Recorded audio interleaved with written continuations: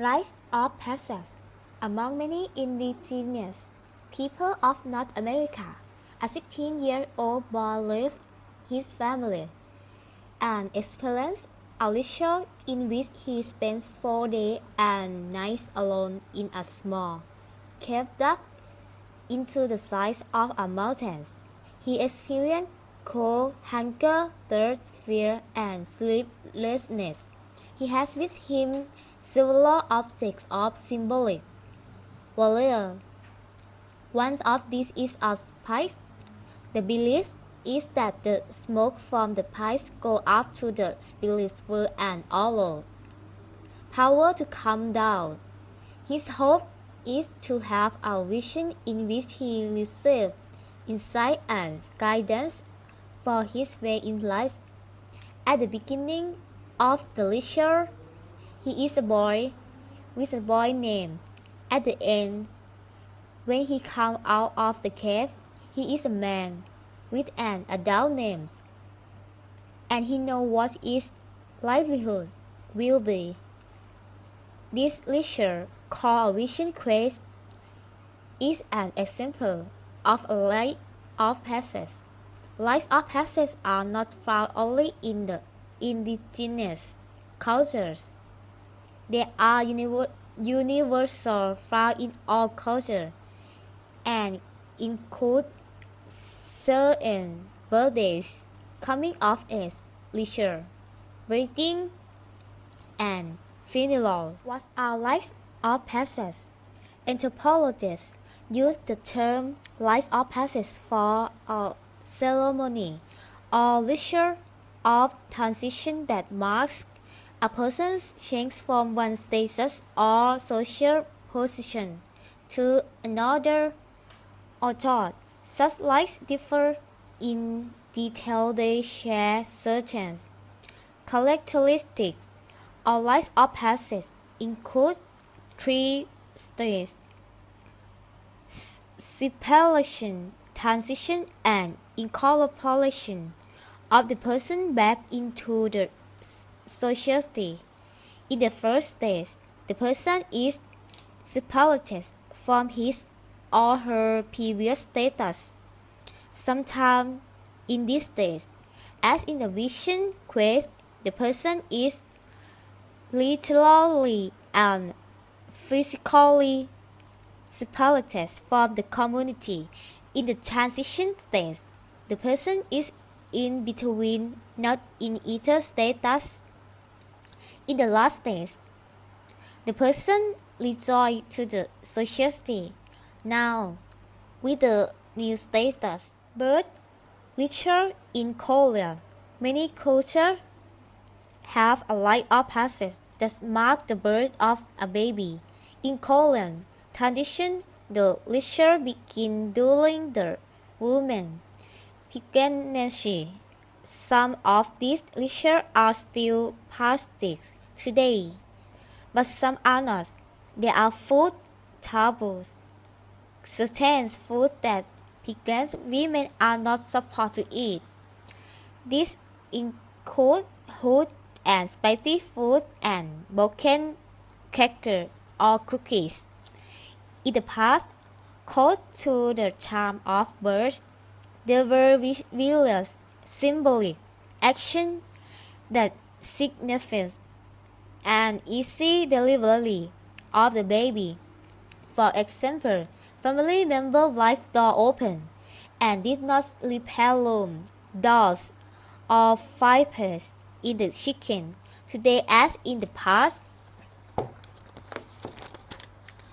there is special care to keep the mother and baby well after the birth. The mother traditionally eats seaweed soup full of iron. To regain her strength, she is also not supposed to drink cold water for 21 days. At the age of 100 days, there is a special ceremony. Family, friends, and neighbors get gathered to admire to the baby, give thanks for the baby health and have a big meal. More important is the first birthday. At this time, the baby dresses in a traditional outfit is seated in front of a table with all kinds of objects on it. For example, they may include a bowl and oil, money, string, and pencil, and a book. This day, people can add any object, such as a baseball, of if they want their child to be a great baseball player. The parent encourages the baby to choose sometime. Everyone is very interested in which object the baby leisure of because the belief is that this object indicates something about the baby's future. Now the baby is truly a person, a member of the family and the community. Weddings. A wedding in any culture is an important rite or process. In Islam, the specific stage of a wedding ceremony may vary from country to country, but most share certain characteristics. Typical is the traditional wedding of the Bedouin nomadic Arab who move from place to place are settling in urban. A Bedouin wedding can last up to a week and reflects the essence Arab belief that marriage is not just a joining of two people, it is the joining of two families. The first step in a Bedouin wedding is the proposal in which the father of the groom and their close relative visit the home of the bride to ask for her hand in marriage. The next step involves negotiation between the two families and marriage contract. A formal legal agreement. The third step is the henna party for just the bride and her female friend and relative. At the party, there is song and dance, and the birds, hands, and feet are exquisitely decorated with henna, a dark brown paste. The henna is more than just skin paint. It is associated the health, beauty, and luck. After this, the groom relative arrive at the bird house. Men perform a special dance with swords while women admire the bird's treasure, the personal object that she will bring to her marriage, such as clothes, gift from the groom family, the jewelry. The jewelry is usually large, made of silver and expensive stone, and discolored with calligraphy. In the fifth step, the men and women sit separately and guests bring gifts in the last step. As the bride enters her new home, she and her new husband meet for the first time. They are officially married. Actually, there is perhaps one more step. 1 week after the wedding, the bride visits her parents and bring them gifts. This is a symbol of the comfort in her new home. Funeral in Thailand, the person's final passage is death.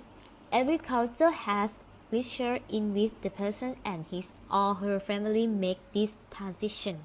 In Thailand, a Buddhist country, People believe that after death, the person is born again in another body. Everything the person did in life, both good and bad, determine whether the next life will be a good one or not. Of course, family members and friends want to achieve a good rebirth for the deceased, and this is a major goal of Thai funerals. As a Thai person is dying, the family members encourage him or her to think about Buddhist scripture, holy writing, or the least praise one of the name of the Buddha. Then, after the person dies, the family take the deceased to the temple.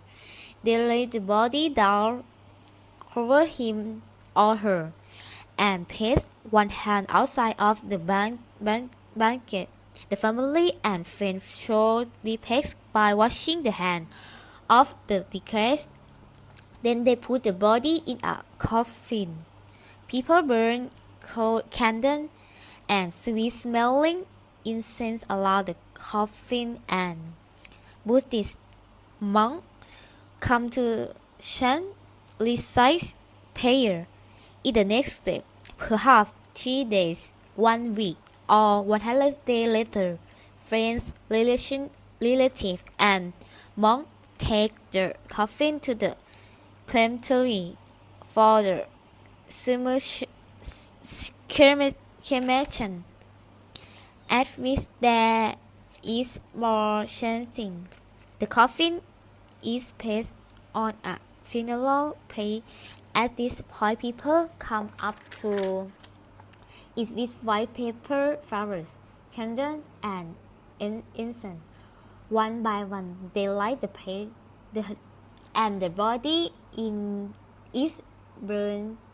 It is believed that when the body still exists, the spirit can benefit from the chanting. However, when the body is cremated, the spirit is cut off from the world. After the cremation, people go home. The family usually takes some of the ash home, but some families keep the ash at the temple. The timelessness of rites of passage. The origins of such rites of passage is unclear. However, there is reason to believe that such rites exist long before the beginning of history, before there was any system of writing to record the literature in cave and on rock wall all over the world. There are paintings from the Paleolithic era, exquisite art that may have been part of people's literature. In the case of even this very ancient people objects have been carefully placed. Anthropologists believe that this may be evidence of early religion and of the human need to mark the transition from one state to another in their life. Our universal timelessness